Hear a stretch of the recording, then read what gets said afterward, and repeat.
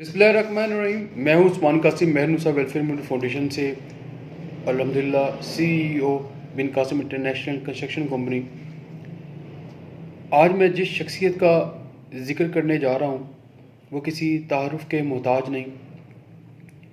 हमने पहले ज़िक्र किया एसएम मुनीर साहब का, फिर उनके दो बेटों का, एसएम तनवीर और एसएम इमरान साहब का।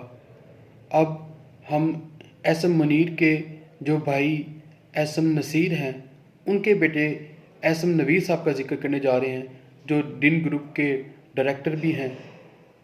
और अल्हम्दुलिल्लाह मैं बड़े फ़ख्र से ये कहता हूँ कि ग्रीन टाउन की तारीख़ के अंदर जितनी उनकी खिदमात हैं वो किसी तारुफ की मोहताज नहीं हैं।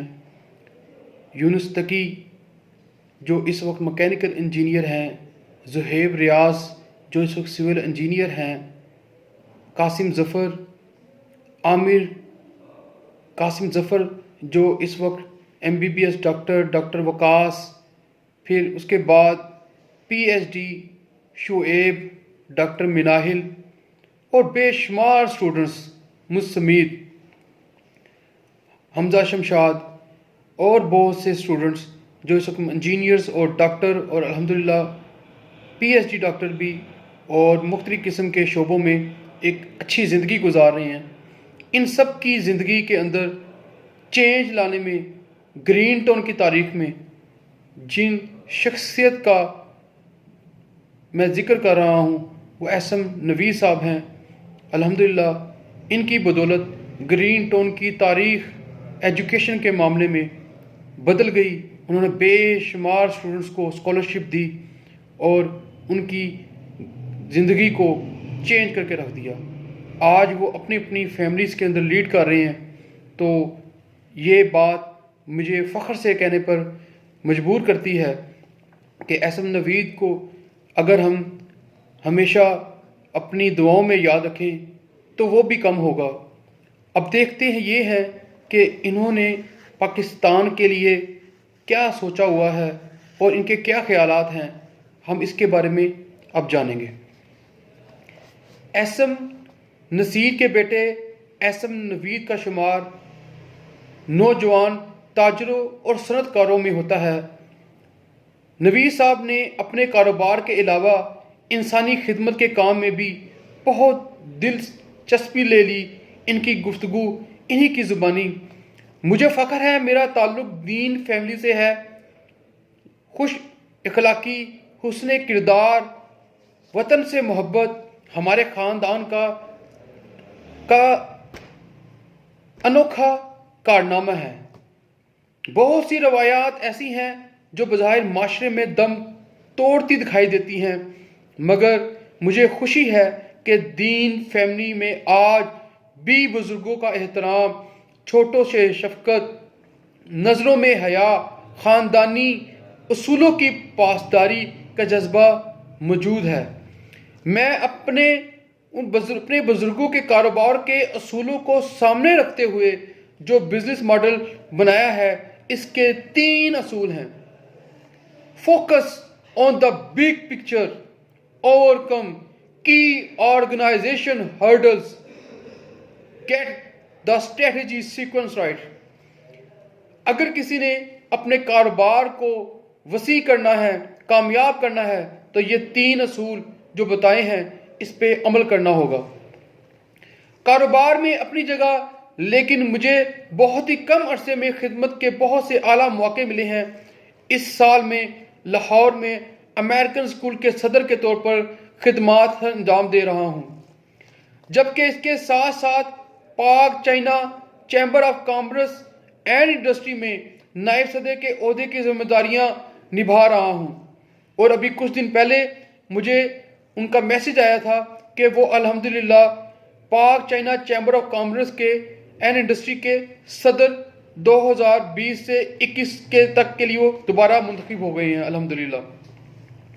मैं समझता हूँ इंसान का अपने अल्लाह से अच्छी तवक्को रखना और दीन पर चलते हुए ज़िंदगी गुजारना बेहद ज़रूरी है। मैं और मेरे चचाजाद भाइयों ने अमेरिका की बोस्टन यूनिवर्सिटियों से तालीम हासिल की, लेकिन हमें आज भी पाकिस्तान ही से मोहब्बत है। मैं अपने आबाई शहर चन्योड़ के बारे में कुछ नहीं जानता था, लेकिन मेरे वालिद एसएम नसीर साहब एक बार मुझे वहां ले गए।